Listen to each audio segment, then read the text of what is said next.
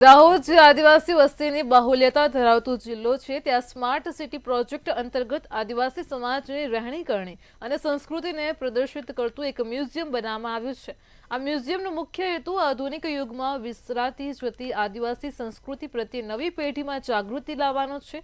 તો આ મ્યુઝિયમમાં આદિવાસી સમાજના ઘરો, તેમના પશુઓ, તેમની રહેણીકરણી અને પહેરવેશની રીતોને ખૂબ જ સુંદર રીતે દર્શાવવામાં આવી છે।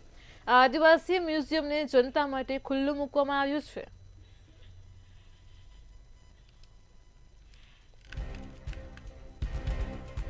તો દાહોદમાં આદિવાસી સમાજને પ્રદર્શિત કરતું આ મ્યુઝિયમ બનાવવામાં આવ્યું છે, જે હાલ લોકો માટે ખુલ્લું મૂકવામાં આવ્યું છે।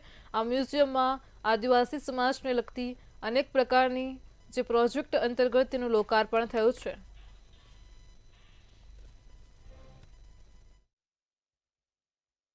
દાહોદને પીવાનું પાણી હોય, કડાણાનું પાણી હોય, દાહોદનો સર્વાંગી રીતે વિકાસ થાય એના માટે માનનીય મોદી સાહેબે છેલ્લા 11 વર્ષમાં અથાગ પ્રયાસ કર્યા છે। તે બદલ દાહોદ જિલ્લા વતીથી અને આદિવાસી સમાજ વતીથી માનનીય મોદી સાહેબને ખૂબ આભાર માનીએ છીએ। થોડા દિવસ પહેલા જ ભારતના પ્રધાનમંત્રી માનનીય મોદી સાહેબ દાહોદ ખાતે જ્યારે પધાર્યા હતા ત્યારે દાહોદ સ્માર્ટ શહેરના અનેક કામોનું લોકાર્પણ એમના હસ્તે થયું હતું અને એને અંતર્ગત એમના વિકાસ અને એમની સંસ્કૃતિને પ્રદર્શિત કરવા માટે એક અહીંયા પ્રદર્શન ગોઠવવામાં આવ્યું છે અને આદિવાસીની સંસ્કૃતિ અને એનો કલ્ચર, એને આર્ટને પ્રમોટ કરવા અને એને લોકો સુધી પહોંચાડવા માટે અહીંયા એક પ્રદર્શન ગોઠવવામાં આવેલ છે, જે લોકો અહીંયા જોઈ અને એમના વિશેની માહિતી પ્રાપ્ત કરી શકે। એના માટેના બધા જ ટાઈપના એક્ઝિબિટ। દાહોદ જિલ્લો એ આદિવાસી બાહુલ્ય ધરાવતો જિલ્લો છે। અહીંયા મોટા પ્રમાણમાં આદિવાસી સમાજના લોકો છે તે વસવાટ કરે છે અને તેને ધ્યાનમાં રાખીને સ્માર્ટ સિટી પ્રોજેક્ટ અંતર્ગત જે કરોડો રૂપિયાના ખર્ચે અહીંયા ઇન્દોર અમદાવાદ નેશનલ હાઈવેની બાજુમાં પૂંછની ગામ આવેલું છે, ત્યાં આદિવાસી સમાજનું કલ્ચર ધરાવતું એક મ્યુઝિયમ છે તે અહીંયા તૈયાર કરવામાં આવ્યું છે, જે આદિવાસી સમાજની જિલ્લામાં વર્ષો પહેલાં કેવી પ્રકારની રહેણીકરણી હતી તેને ધ્યાનમાં રાખીને આ મ્યુઝિયમની અંદર જે અલગ અલગ જે આઇટમો છે તે રાખવામાં આવી છે।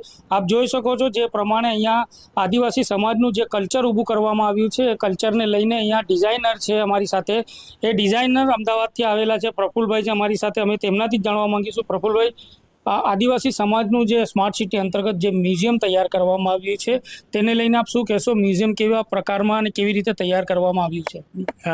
આ જે મ્યુઝિયમ છે, અહીંયા જે દાહોદ એ આદિવાસી એરિયા છે એને લક્ષીને ત્યાં અહીંયા મેક્સિમમ આદિવાસીઓ રહે છે અને અલગ અલગ જાતિના આદિવાસીઓ રહે છે, જે ભીલ રહે છે, રાઠવા રહે છે।